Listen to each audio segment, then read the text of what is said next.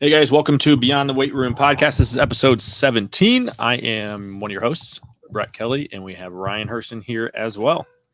Hey, it's been a minute. Glad It we're able has. to kind of get back together now that the season's over and start pumping out a couple more of these on a better frequency. Yes, sir. I got a new backdrop. It's a wall. I have moved my whatever this is desk into my child's playroom because it's by a window. So we're gonna have to get this all figured out. So we'll figure it out. But anyways, man, what's new? How's the end of the season? How's life now that you're not traveling? Got back last Friday, Saturday. I got back on Saturday, and since then I've just kind of been getting in the groove back here in Arizona. As many house projects as I can and just try to stay busy. Exciting couple of weeks coming up. Going to Toronto and then Colorado and then back to St. Louis. So we got a lot on our plate. So it's good to have some time off and get away from baseball.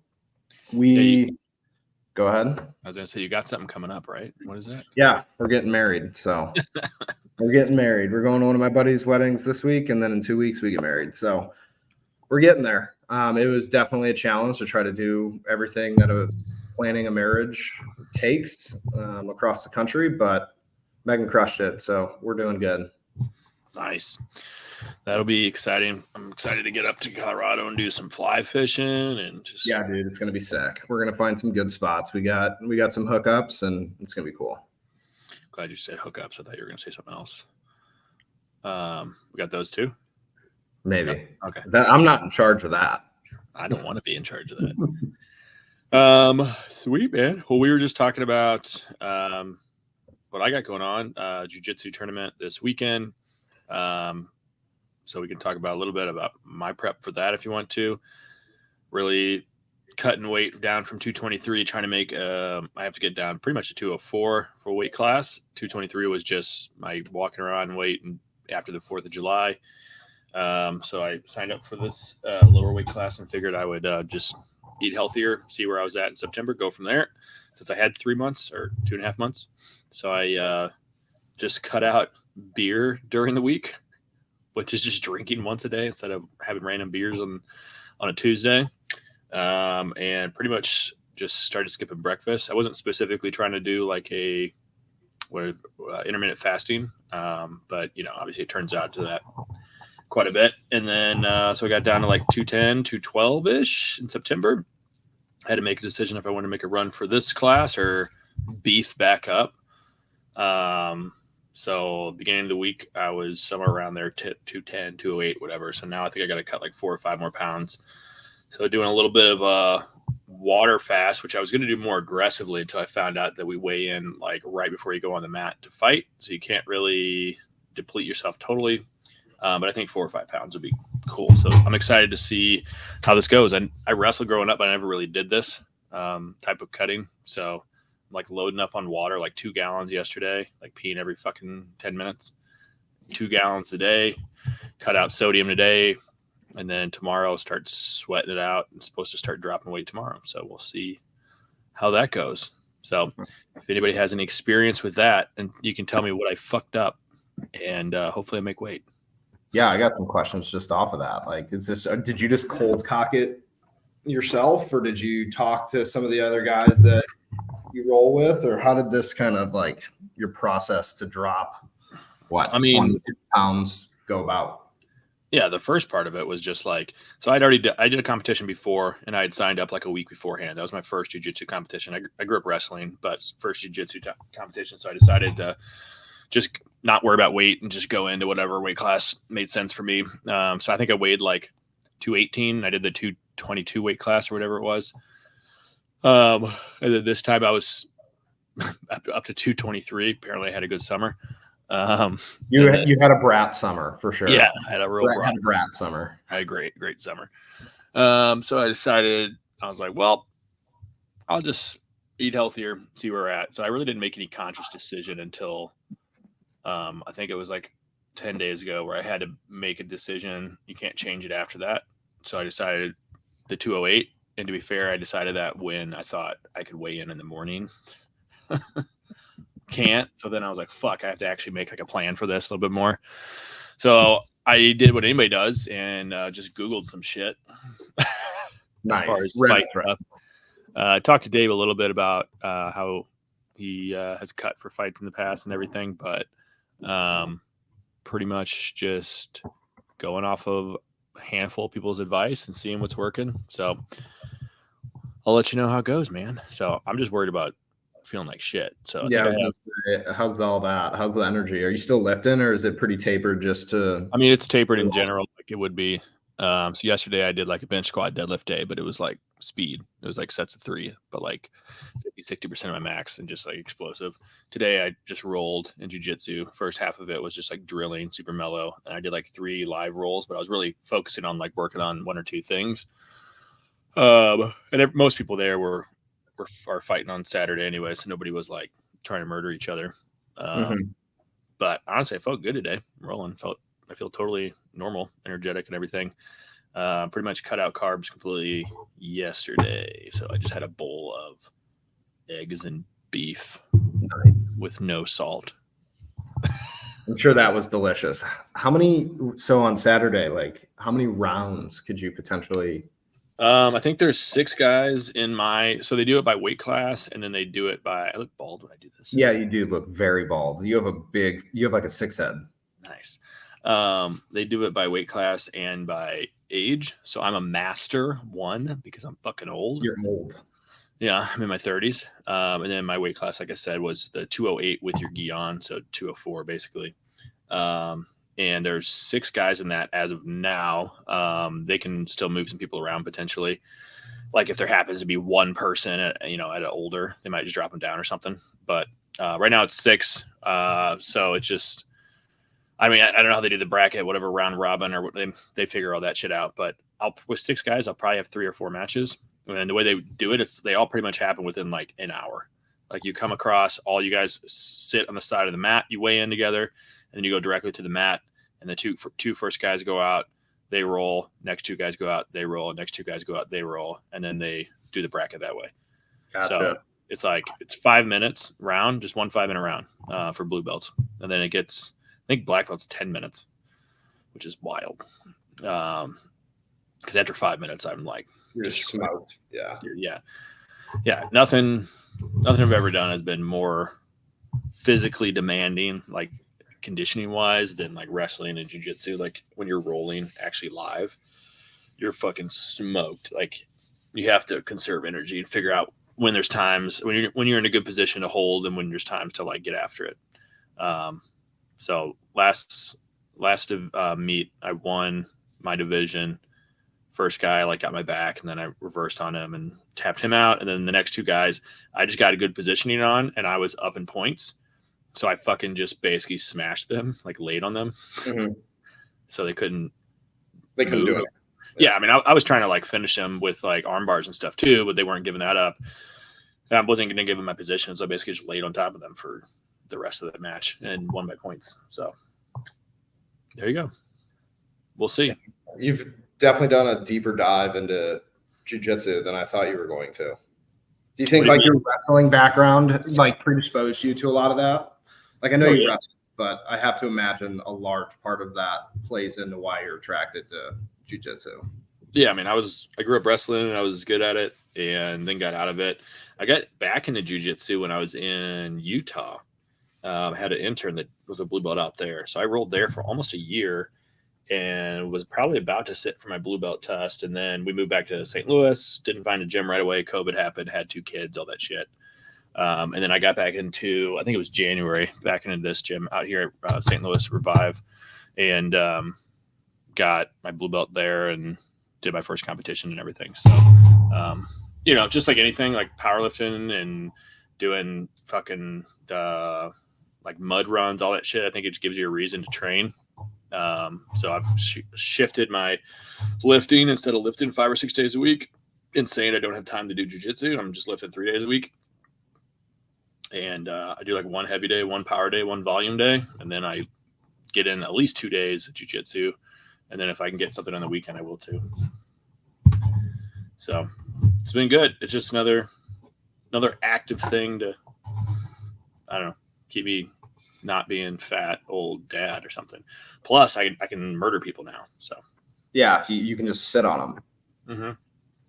So it's like the age bracket, like 18 to 25, 25 to 30, and then all the old people like 30 to 75. Is that what age group you're in? Since you're in the mix? It goes every. I think so. BJJF is the tournament, and I'm pretty sure they do it every 5 years. So I'm Master 1, which is all right. Once you get to 35, it becomes Master 1. So it's Master 1, Master 2, Master 3. So it goes all the way up to like I want to say 40 or 50, and then it just becomes like all one, like you said. There's just like two guys. I'm rolling. I'm only rolling guys that are 35 to 39 or 35 to 40 or whatever that changeover is, like a 5-year mark there.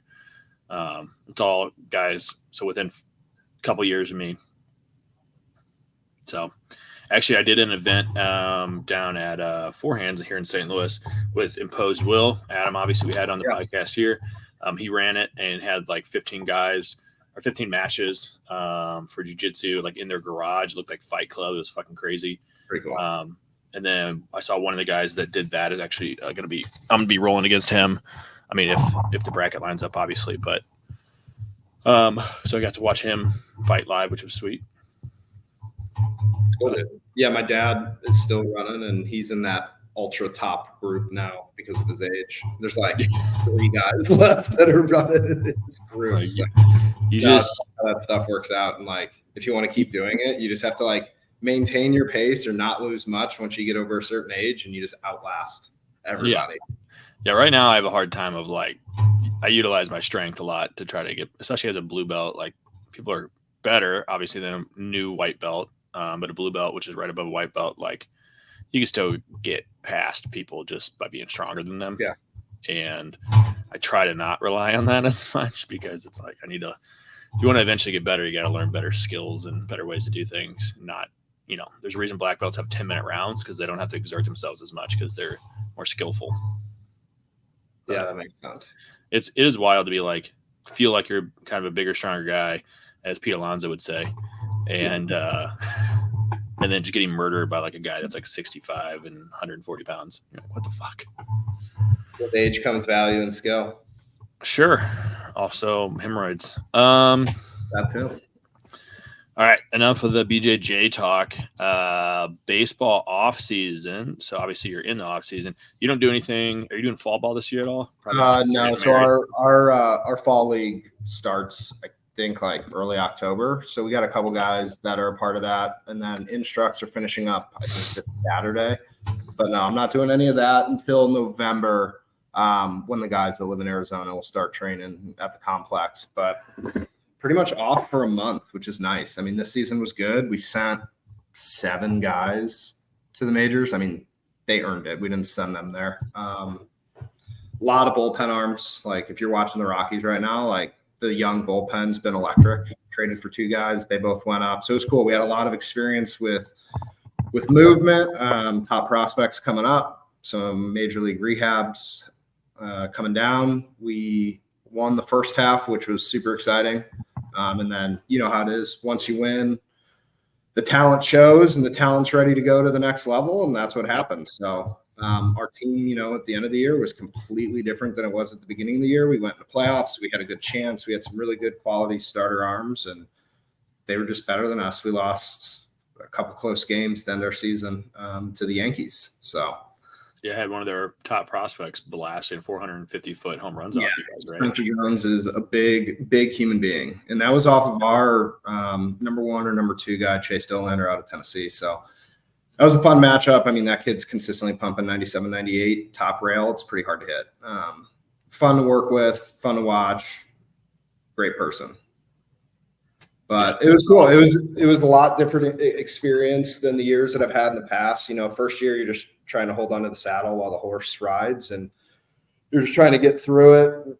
Everything that involves on field and everything that's off field too, and some of the other roles and hats that you wear as a minor league strength coach.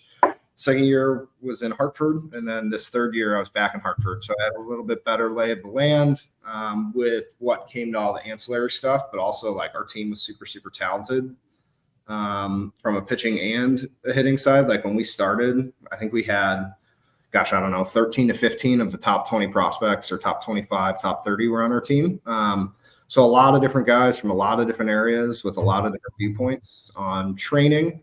I think now you're seeing more of the private sector guys starting to work their way and integrate with the MLB organizations, just because, a lot of these guys don't live in Arizona or they don't live in Florida and they have to work in the off season. So good communication and knowing what those guys are doing in the off season is important. Personally, I think I had a little bit more of a shift towards understanding what players were doing in the off season and trying to kind of fit that into our sandbox this year, especially when guys are fairly adamant about how they train or coaches or specialists that they're seeing. So there's a lot more of that type of activity this year than in years past. I mean, these guys are just getting smarter about what they're doing. They're more in depth. They're more involved in everything in the off season. Some of these guys have dietitians, mental strength coaches, PTs, ATCs. They have everything they need in the off season. So when they come to season, like they already have such a good base. Like, is there really a need for us to change the wheel? As long as they kind of fit the criteria of how we want them to move and they want to do some ancillary stuff, we can fit it in if it's going to keep them happy. Because staying happy during a 6-month season when you might be playing 13 days in a row and we're still asking you to lift is super important. Like, you know what it's like. You don't want to train after day 10 of playing 10 days in a row, but you have to. So that's where we can have a little bit of wiggle room with how we approach guys' training sessions with us on field work, volume work during BP and swings and everything that kind of goes into the whole baseball picture. Nice. So when you're saying they all kind of have a different background, obviously with training and stuff. So when they're coming into the gym with you, like in season, are they all doing separate programming or how does that work? First thing's conversation, know where they're at, what they're doing. I like to just watch guys for a month, a couple weeks to just kind of see what they're doing, as long as it doesn't need to be, necessarily talked about earlier, right? I want to see how their volume kind of progresses. By and large, what you're seeing from a lot of these really high quality private coaches is the same thing that we'd be implementing with them. We're all using the same tools at this day and age.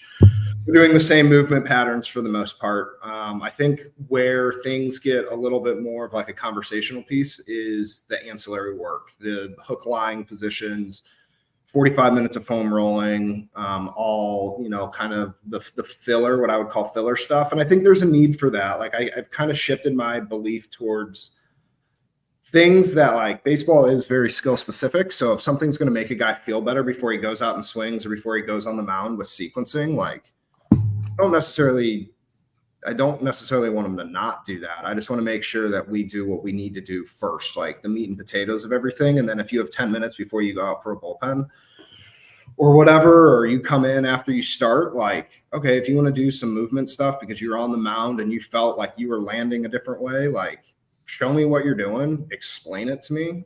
And if it makes sense and you like it and it's going to keep you coming in, like, yeah, let's do it. I think the biggest one that we're seeing just with the Skeens effect is the water bag stuff. I mean, you and I both use water bags. I liked them for what we used them for with ACL rehab and injury rehab and kind of that cognitive performance of like squatting while moving and stepping to your left or your right. These guys use it for a lot of rotational stuff, anti-rotation, rotation, whatever you want to refer to it as, decelerating.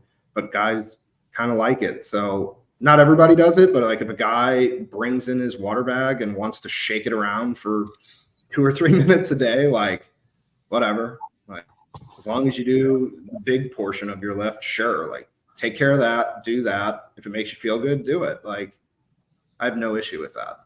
Yeah, I think people get upset about like the auxiliary stuff that they don't necessarily need to get upset about. It can be if it's something that's not going to hurt you and you feel better, whether that's placebo or not, then like you said, especially something skill based, go for it. I mean, same thing with people just in everyday life. If they're in some type of pain and they find something that helps, whether that be, I know there's a lot more research nowadays in like cold plunging and stuff, but that was something that people have been doing for years.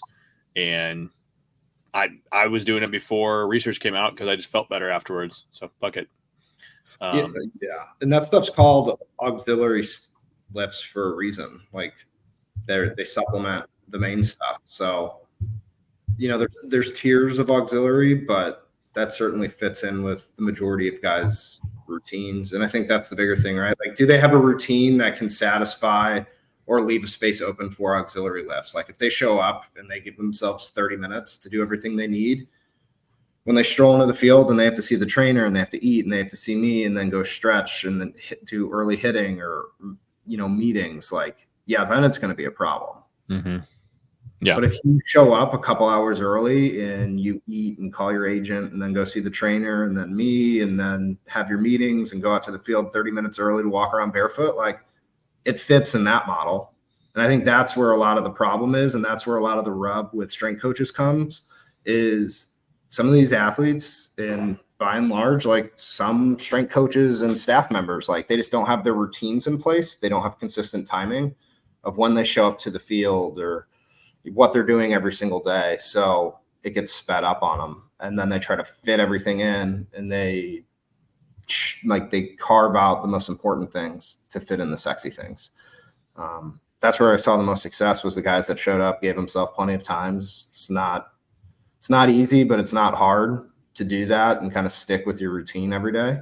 And that's what makes the good guys really good and consistent. Like those are the guys that they put themselves in a better position to have a longer career. Charlie Blackmon, it's his last season. I don't know if you saw that. He's playing the Cardinals right now. And, the thing, and I don't really know Charlie at all other than seeing him in the weight room. But he does the same thing every single day when he would come in spring training. Same spot, same routine, same timing. Not to say that made his career as long as it was, but I mean, that certainly sets himself up for a better position to have those chances because he knows what he needs to do on a daily basis. And that's kind of where Double A is. Like, you're going to get some older guys that are vets that are hanging around and fighting for another year. And then you're going to get the guys that are in the top prospects. That's where they have to learn how to kind of handle their shit. Because if they don't and they get up to the major leagues, they're going to be exposed. Because there's a lot more happening at that level than there is at Double A.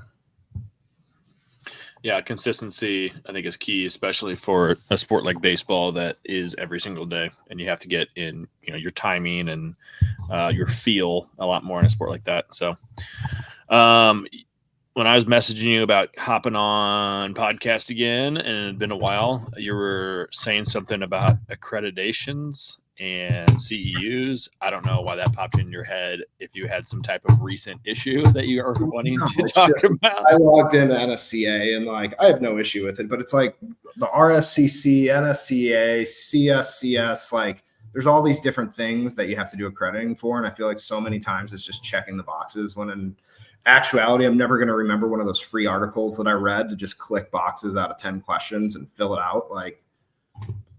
I think that type of shit's stupid. I know there's better and worse accrediting too. It's just, I think the most valuable thing you can do is obviously have time in the field, and we have to meet those check marks, but it just seems like the standard is getting lower instead of higher for what it takes. So we'll see kind of what direction that takes. I know you had one that you've always talked about where you actually have to go through a board review. I can't remember the name of that one. CSCCA. I haven't looked into that in a hot minute, so I don't know where they're at as far as just overall popularity and everything. But when I was in college, it was supposed to be specifically for college coaches at that point, and I'd heard that they were going to be growing to overall strength conditioning. I think if we ever want our profession to grow, especially in the medical field, like where I work at now, I have people ask me if it's covered by insurance, right? I don't think insurance is going to ever cover strength conditioning or personal trainers or anything like that if we don't have some type of standardization, which we don't. You could come from 5, 6, all these different backgrounds, all these different certifications, and you can still be a good strength coach. So it's not anything against you, but I feel like there needs to be some type of base. And, as much as I don't like NSCA, I'll give them credit for at least trying to have some kind of base with having a baseline. You have to have this to become a strength coach in baseball, for instance. You have to have your CSCS and The RS. Well, you get that for 5 years, right? Like the RSCS or RCs. Yeah. But then there's also like the PBS CCS, which is like the Professional Baseball Strength and Conditioning Society of America.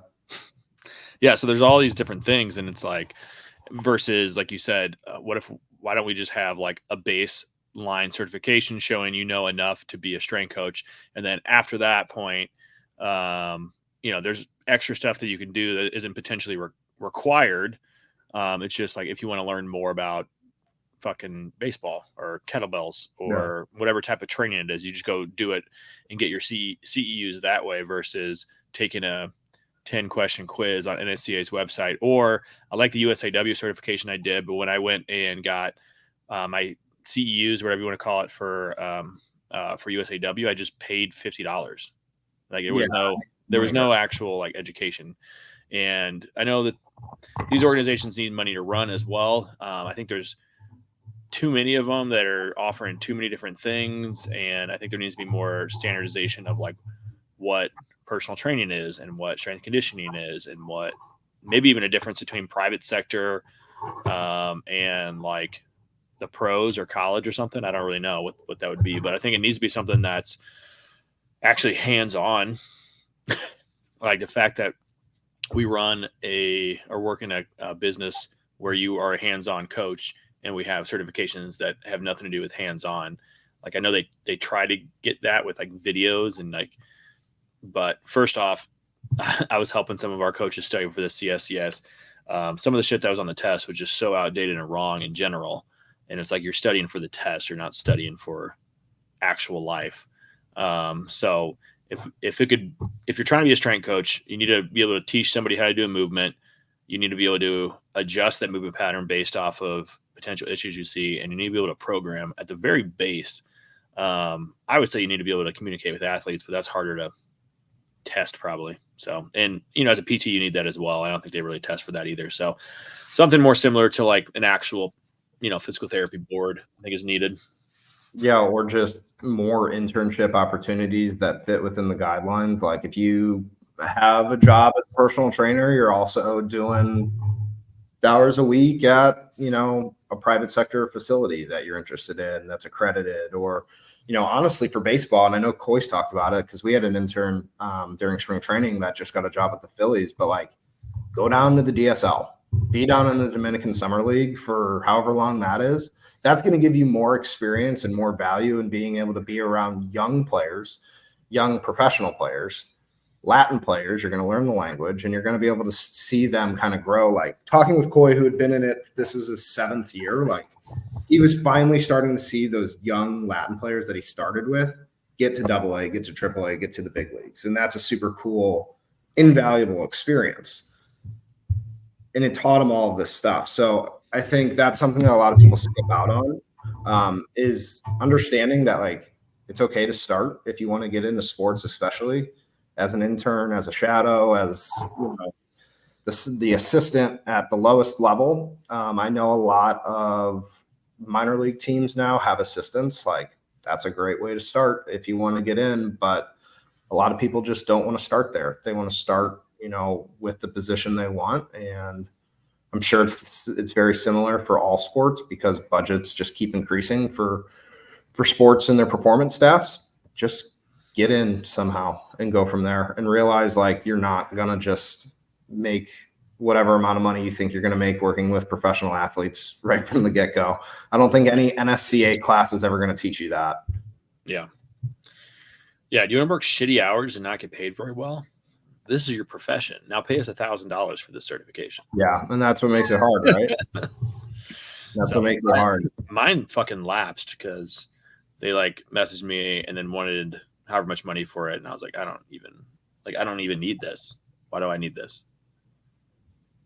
So I pay $50 for my USAW every year or whatever it is to basically have coverage. Like I have insurance through USAW and I have a certification so I can train people. The CSCS I don't need.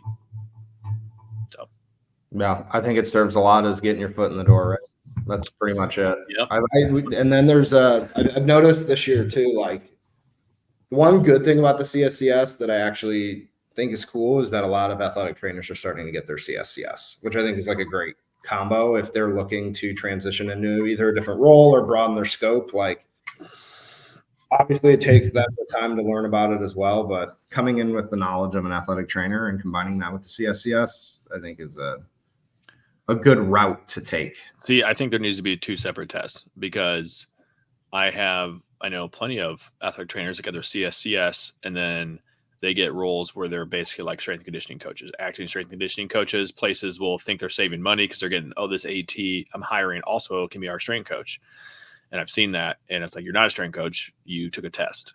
You have no experience training people. You just took a test and that's all it is, which is great. Again, like you said, I'm happy that there's PTs and athletic trainers that are wanting to learn about that so they can implement it in the rehab setting that it needs to be, and not just people doing butt wiggles with mini bands forever.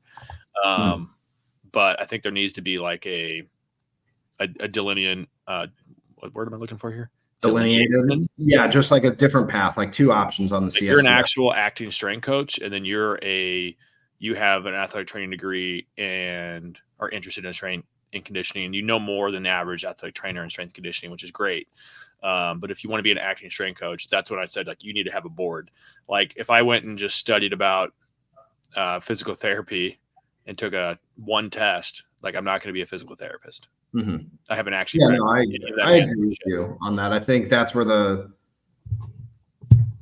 line is, right? Like, I think it's very useful if you want to maintain being an athletic trainer and can get your CSCS. But yeah, you're right. Like, it doesn't make you just a strength coach automatically. I think it can kind of bridge the gap and help with conversations about athletes in your clinic or whatever on your team. Yep. But that's kind of where it should lie. It shouldn't be kind of crossing over and stepping into the realm of our profession just because you have the test. And not to say that there's not athletic trainers or strength coaches that could do both, because I'm sure there's plenty of people out there that are smart enough and good enough to do that. Yep. But by and large, yeah, I think that's a slippery slope with. Yeah, I was gonna say if that's the case, then you, as a AT, you need to take a more hands-on type of exam and show you actually know how to coach, just like I would have to if I wanted to be an athletic trainer. Like, I'd have to go learn how to actually fucking check for injuries, test our tape, and do manual therapy, right? Yeah, I mean, there's levels to it. Levels, man. There's levels to it. All right. Well, that was a good first level for us, I think, for first time back. Maybe we'll try to get something in the books for next week or something like that. I know you got a lot going on with the old. Maybe we'll do one on the river. Yeah, that'd be. We should just in Breckenridge. Yeah, we should just drink with the koi and do one. Yep, we're doing that. All right. We'll see you guys then. All right. See ya. Where's the stop recording button? It's because I'm in full screen. I'm an idiot. See you guys.